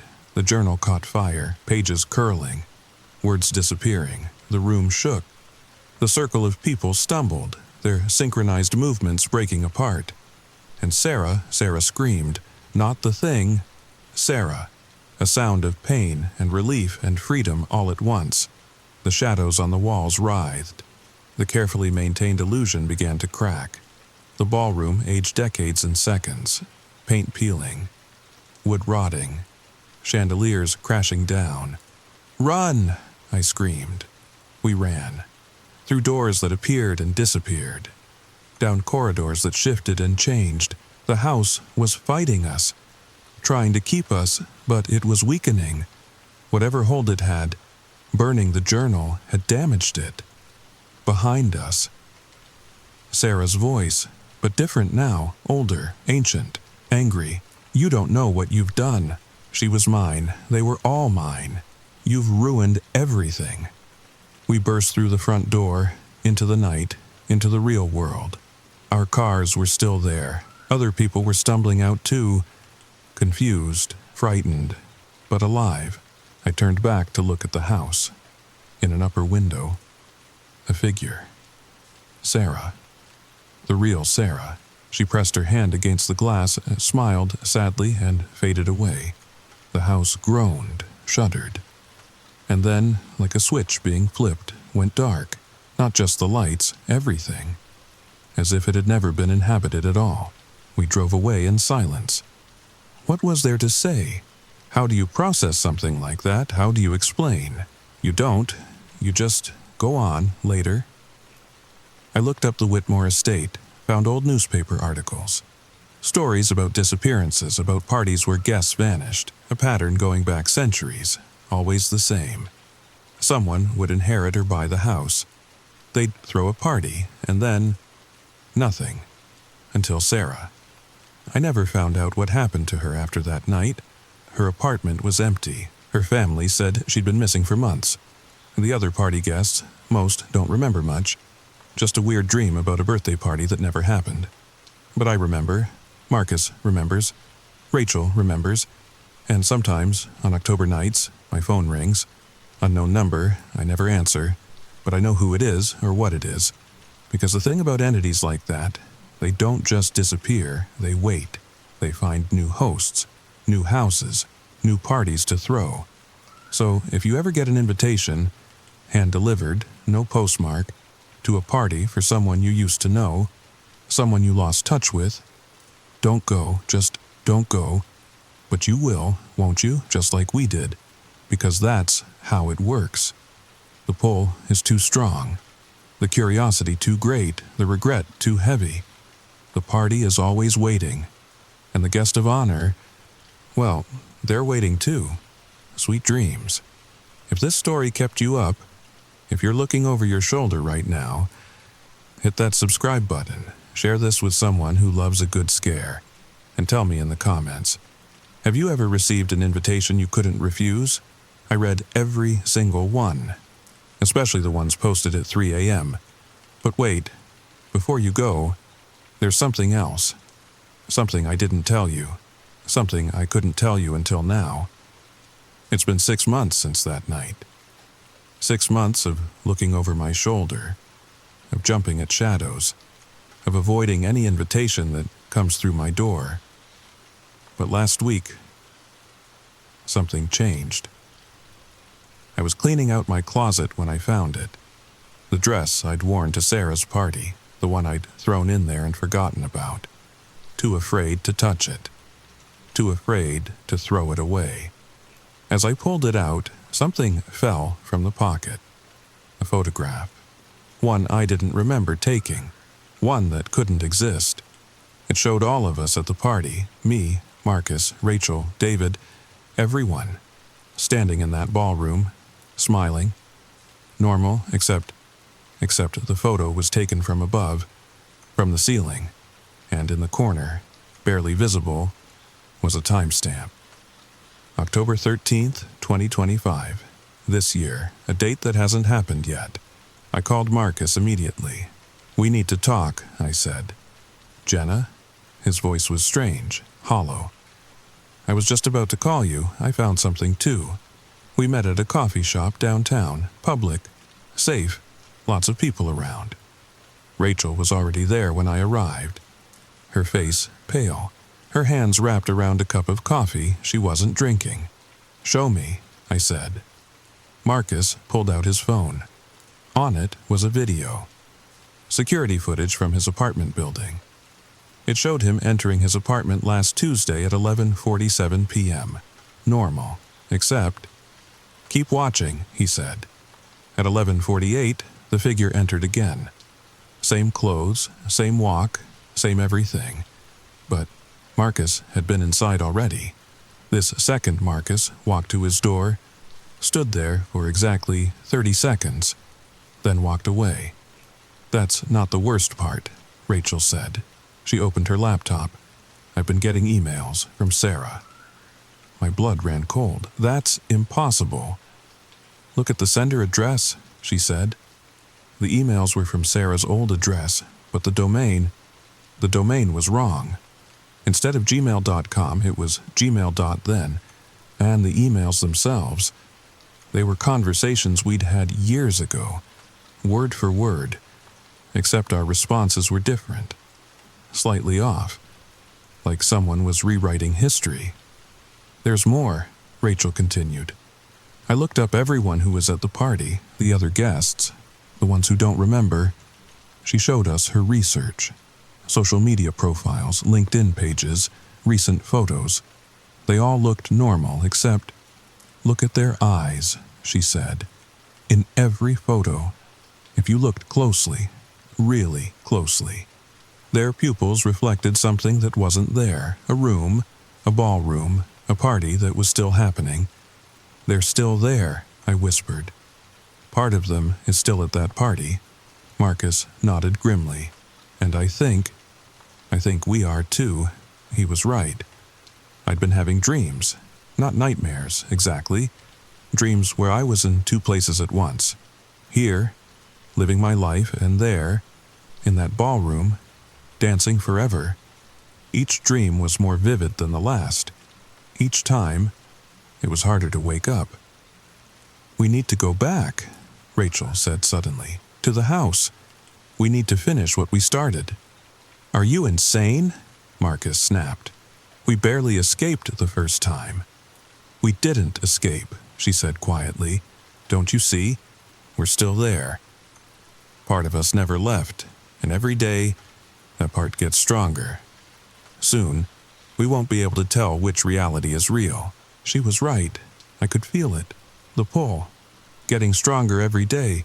The whisper in the back of my mind that said the party was so much better than this gray, ordinary world. That said, Sarah was waiting. That said, all I had to do was let go. "When?" I asked. "October 13th, Rachel said. "It has to be then, full circle." Marcus laughed bitterly. "You know what the really messed up part is? We're going to do it. We're going to walk right back into that house. Because that's what we do. That's what everyone does. The invitation was just the beginning. The real trap is that we'll invite ourselves back." He was right, we all knew it. The date was already circled on my calendar. Had been for weeks, though I didn't remember doing it. October 13th, 2 weeks away. 2 weeks to figure out how to break a curse that might not be a curse at all. 2 weeks to save ourselves from a fate we'd already chosen. 2 weeks to accept that maybe, just maybe, we'd never really left that party at all. The coffee shop around us suddenly felt less real. The people less solid. Like we were looking at everything through frosted glass, or like everything was looking at us. From very far away. From a ballroom that existed outside of time. "See you in 2 weeks, Rachel said, standing to leave. "Yeah," I replied. "See you at the party." Because that's where we'd be. Where we'd always been. Where we'd always be going. The birthday party where the guest of honor vanished. And took us all with her. Forever and ever and ever. Now, I've told you everything. Every last detail. Hit that subscribe button if you want to know what happens on October 13th. Share this story with someone brave enough to listen. And comment below, have you ever felt like you're living in 2 places at once? Like part of you is somewhere else. Somewhere you can't quite remember, but can't quite forget. Sweet dreams.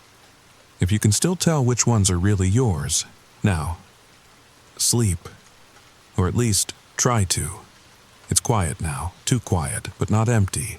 That feeling crawling up your spine, that weight pressing on your chest, that's not your imagination.